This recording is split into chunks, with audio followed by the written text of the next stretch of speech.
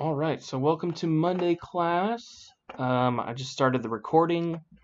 So today we are going to continue on where we left off last week. So we are starting part 3 of this Angular tutorial app. This is a Tour of Heroes simple app. So we're doing part 3, create a feature component. So you guys don't need to be watching my stream if you don't want to. You can just be looking at the documentation, since that's pretty much all that I'm going to be looking at is just this documentation, and you can be focusing on putting the code where it needs to be in your own project. Is there anybody who needs the files for, what's the word?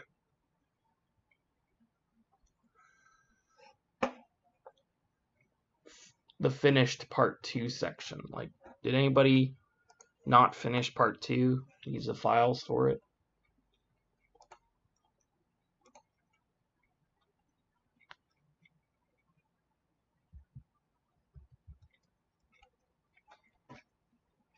Oh shoot. Did I already do this? Okay, well I guess it's fine since it's a code along. Alright, so we're gonna go ahead and get started. So part 3, we are going to create a feature component. Previously, the heroes component was holding all the code for displaying everything, and it would display both the list of heroes and the selected heroes details. Keeping all features in one component as the application grows will not be maintainable. You'll want to split up large components into smaller subcomponents, each focused on a specific task or workflow. In this page, you'll take the first step in that direction by moving the hero details into a separate reusable hero details component. The heroes component will only present the list of heroes. The hero detail component will present details of a selected hero. So some of you, you might want to make some notes as you're following along with this. Like, I know some of you are probably like visual thinkers, which is fine. I know in my brain, I keep images in my brain pretty easily, so I just kind of have the different components of the app just in my mind. But I highly recommend getting some paper or MS Paint, Microsoft Paint, and doing some sketch of like, oh, okay, we're gonna have a heroes component and hero detail component. You can have a little outline for keeping track of it, and then you can have like, let's see here. Like, okay, so you move this over here, and then so you're like, oh, I have my hero list and my hero detail components, and that's inside my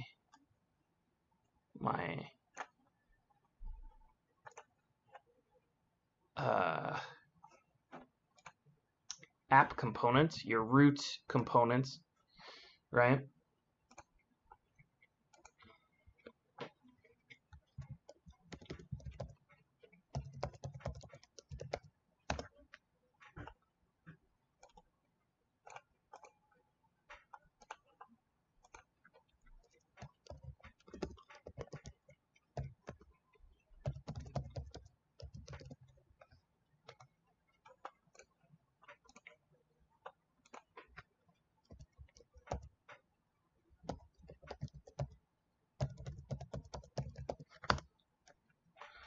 So you can do something like this, just to keep track of all things that you're going to have. It's up to you.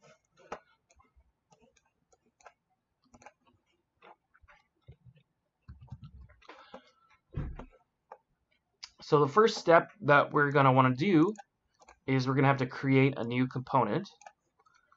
We can use the Angular CLI to generate a new component named Hero Detail.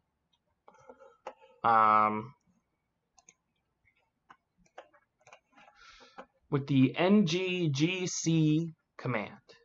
G for generate, C for component. The command scaffolds the following, creates a directory, and includes 4 files: CSS file, HTML file, TypeScript file, and a test file, which is also TypeScript. Sometimes this will be referred to as a spec file or a test file.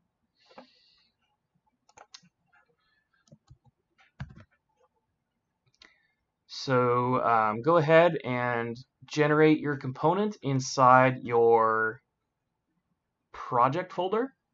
So you can see my project folder is called Martin Conkling Hero Editor Tutorial.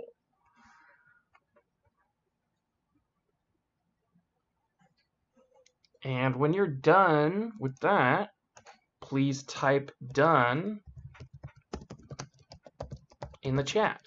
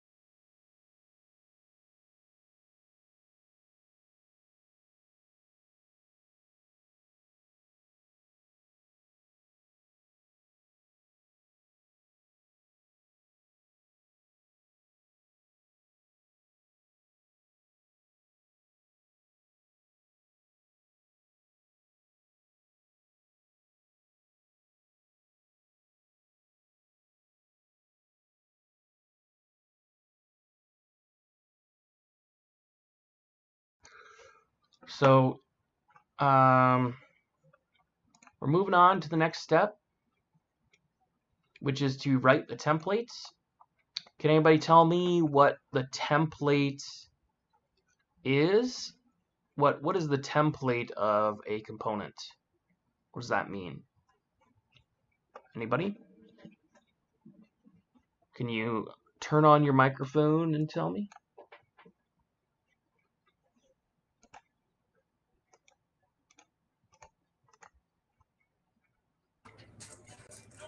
I just unmuted you, Omar, just so you know.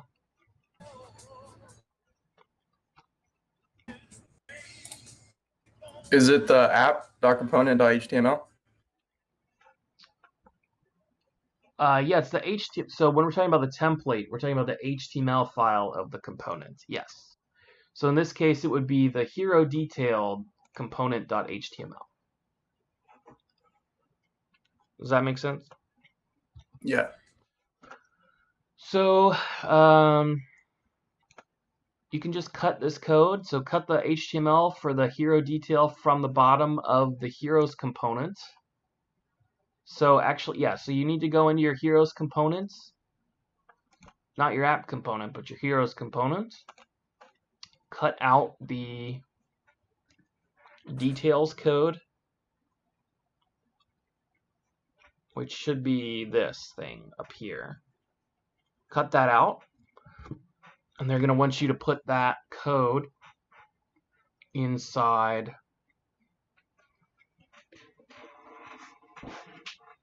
your hero detail component.html. And then you're going to have to refactor that code because it's going to be referring to selected hero instead of just hero.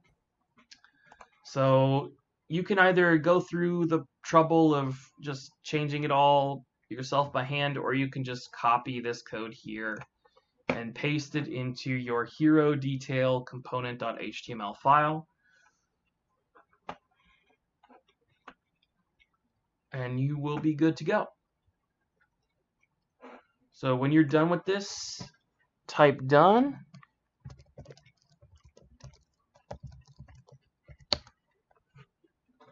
And we will move on to the next step, which is to add the input hero property.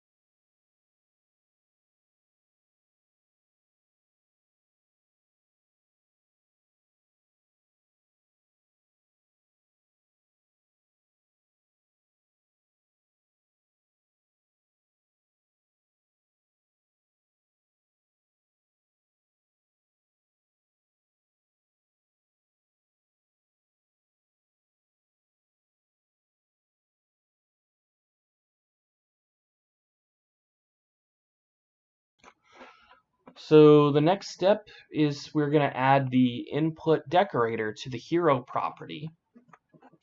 So we're talking about the hero property that we're going to put inside the hero detail component class file. And it's going to be this property that's being referred to in the template of the hero detail component HTML. So the hero detail component template binds to the component's hero property, which is of type hero. So pop quiz, does anybody remember what where we're getting this hero type from? And what is it called in TypeScript when we make we export like a custom type that we want to make? I always forget it, but it's good to practice. I remember it this time, but on Saturday I was like forgetting what it was called. But does anybody know what it's called?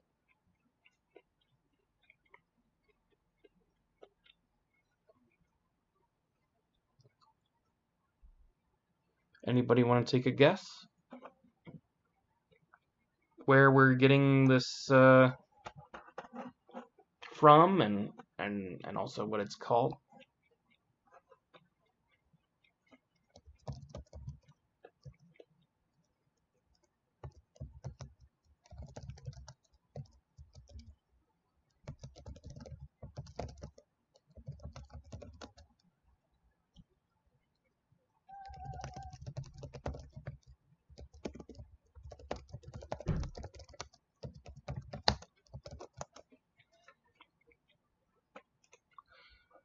Okay, so nobody knows. It's called an interface.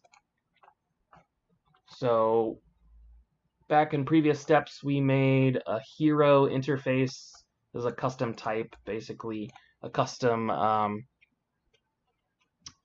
custom type. It's called an interface in TypeScript. And so they want us to import this into our hero detail component. And we'll also need to do some other imports. So the hero property must be an input property annotated with the input decorator because the external heroes component will bind to it. So they give us an example of the property binding on the hero detail selector. You can see we can see its property binding. We can see its property binding by the fact that there's square brackets around the property. And so then you have to amend the Angular core import statement to include the input from Angular core. And then add the hero property preceded by the input decorator. And so you can just copy this code right here. And in your Angular components, in your component class files, you want to put properties at the top here. And I guess you can put them, well, it all gets hoisted, so it's fine. Yeah, you can put them here, or you can put them after the constructor, I think, I don't know. But usually we put properties above the constructor here. So this, I think, is like, it can be instantiated or not. I guess that's what that means. I'm not sure. I think so. And the input decorator allows data to flow into this property from outside this component. So when we put our selector in our heroes component, like so, and then have property binding on it, then that property binding will work.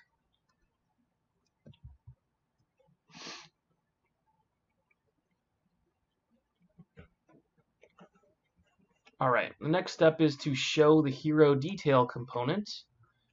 The heroes component used to display the hero details on its own Before you remove that portion of the template, this section guides you through delegating logic to the hero detail component. The two components will have a parent-child relationship. The parent heroes component will control the child hero detail component by sending it a new hero to display whenever the user selects a hero from the list. You won't change the hero's component class, but you will change its template. Update the hero's component template. The hero's detail component selector is app hero detail. Add an app hero detail element near the bottom of hero's component template, like so, where the hero detail view used to be.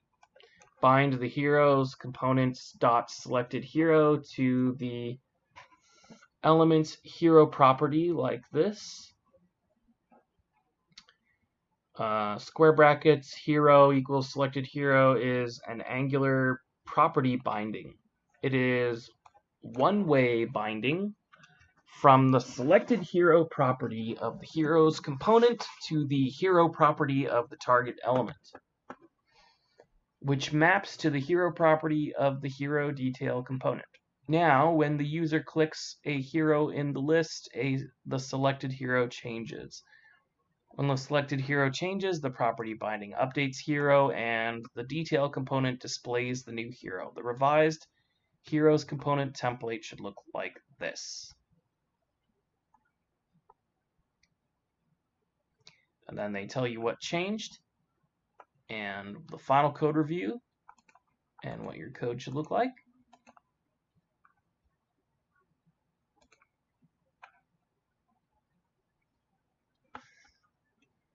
And in summary, you created a separate reusable hero detail component. You used a property binding to give the parent hero's component control over the child. And you used the input decorator to make the hero property available for binding by the external hero's component. Now, please make sure that you serve your app and check to see that it is properly running on your localhost 4200 port. You can see mine is running and it works. It loads up. You click on a hero, the hero detail component pops up. There's two-way data binding on it so that I can change the hero name. And there we go. So this is what it does. So far, you can see I have a green border around my hero component. Any questions on this? We can take a short break and then start the next section. If we could get through 2 sections today, that would be great. Any questions on this? Are you guys still working on it? It didn't change very much, right? Except just the we just add the extra component, right? But the display looks the same, right? Almost. Yeah, you didn't really change too much. Yeah. It's pretty minor. We just added a component to separate the code to make it easier for scalability, you just added the hero detail components to handle the hero detail stuff.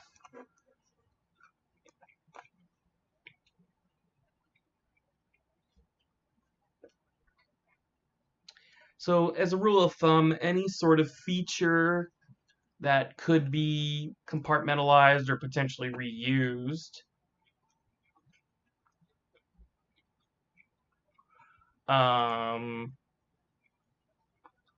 should be its own component. And that way you can reuse like little mini features and stuff in different parts of your app if need be.